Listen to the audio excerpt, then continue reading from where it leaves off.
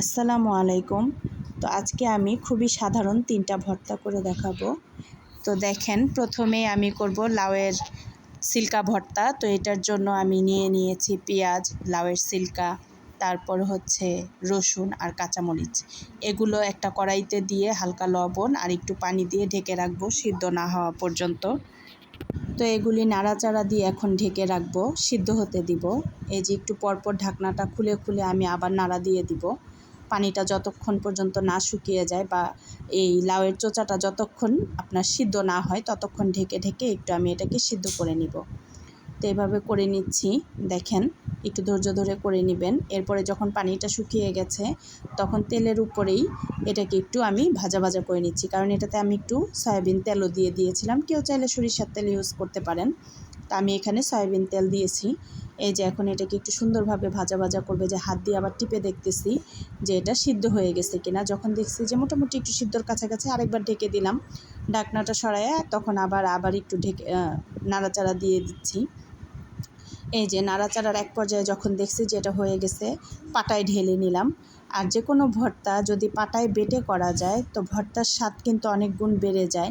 তো চেষ্টা করবেন যে কোনো ভর্তা একটু পাটায় বেটে করার, আমি যেটা করি। আর আমার কাছে পাটায় বাটা ভর্তাটাই ভালো লাগে। এখন আমি আরেকটা ভর্তার প্রিপারেশনের জন্য এখানে দিয়ে দিচ্ছি 2টা পাঙ্গাস মাছের পিস দিয়ে ওটাকে ভাজতে রেখে আমি এখানে এই লাউয়ের চোচাটাকে বেটে নিচ্ছি। লাউয়ের চোচা, মরিচ, তারপর হচ্ছে পেঁয়াজ, রসুন, এগুলিকে একটু মিহি করে বেটে নিব। এটা একটু মিহি ভর্তাটা হবে। এই যে সুন্দর করে যখন বাটা হয়ে গেছে, এখানে আমি একটু ধনিয়া পাতা একটু হালকা হাতে বেটে দিচ্ছি যাতে করে ফ্লেভারটা ভালো আসে। এই যে বেটে দিলাম, এখন আবার এটাকে ভালোভাবে মিশিয়ে নিব। এই যে হাত দিয়ে একটু ভালোভাবে ডলে ডলে মিশিয়ে নেবেন। মিশানো যখন এক পর্যায়ে হয়ে যাচ্ছে তখন আমি এখানে একটু সরিষার তেল অ্যাড করে দিব। সরিষার তেলটা দিলে তখন ভর্তার ফ্লেভারটা আরেকটু ভালো আসে। এই যে সরিষার তেল দিয়ে আবার একটু ভালোভাবে মেখে আমি একটা পাত্রে উঠায় নিব। এখন এই যে মাখা যখন আমার শেষ, আমি এই যে প্লেটে উঠায় নিচ্ছি। এই যে পাটাটা একটু কাঁচায় ভালো করে উঠায় নেবেন। এই যে উঠায় নিলাম। নেওয়ার পরে এখন এই যে মাছটা কিন্তু আমার প্রায় লাল লাল হওয়ার কাছাকাছি চলে আসছে। এই যে মাছটা লাল লাল হয়ে গেছে। এখন আমি মাছটাকে এক সাইড করে এখানে কাঁচামরিচ, রসুন দিয়ে দিব। এগুলি একটু টেলে নিব হালকা তেলের উপরে, তাতে করে স্বাদটা ভালো আসে। আর কাঁচামরিচ দিয়ে করলে অনেকের দেখা যায় যে গ্যাস্ট্রিকের প্রবলেম থাকে, তারা শুকনা মরিচ খেতে পারে না। তাদের জন্য কিন্তু কাঁচামরিচটা খুবই উপকারী। আর চুলার আঁচটা একটু কমের মধ্যে দিয়েই করবেন। এই যে আমি কিন্তু চুলার আঁচটা কমে রেখে এটাকে ভাজা ভাজা করতেছি। এই যে মাছটাকেও ভাজতেছি, রসুন আর মরিচটাকেও পাশাপাশি লাল করতেছি। এই যে ভালোভাবে একটু লাল লাল করে ভাজবেন। এখন এই যে যখন দেখছি যে আমার কাঁচামরিচ আর রসুনটা ভাজা ভাজা হয়ে গেছে, আমি এটা নিয়ে পাটার উপরে ঢেলে এটাকে ভালো করে পিষে নিব। এই যে ভালো করে মিহি করে বেটে নেবেন রসুন আর কাঁচামরিচটাকে।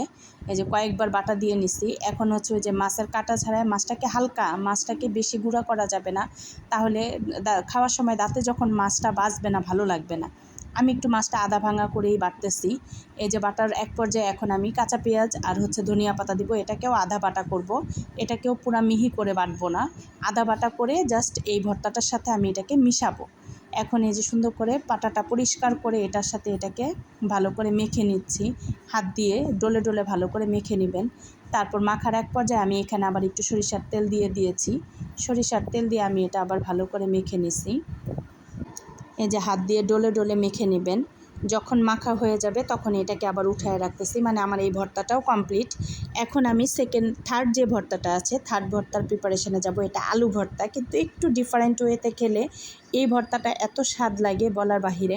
আমি আগেই আলু ভর্তা করে রেখেছিলাম কাঁচা পেঁয়াজ এবং মরিচটাকে টেলে। এখন এটাকে আমি যে ডিমটা ভেঙে হাত দিয়ে ফেটে ডিমে কোট করে আলু ভর্তাটাকে ভেজে নিব।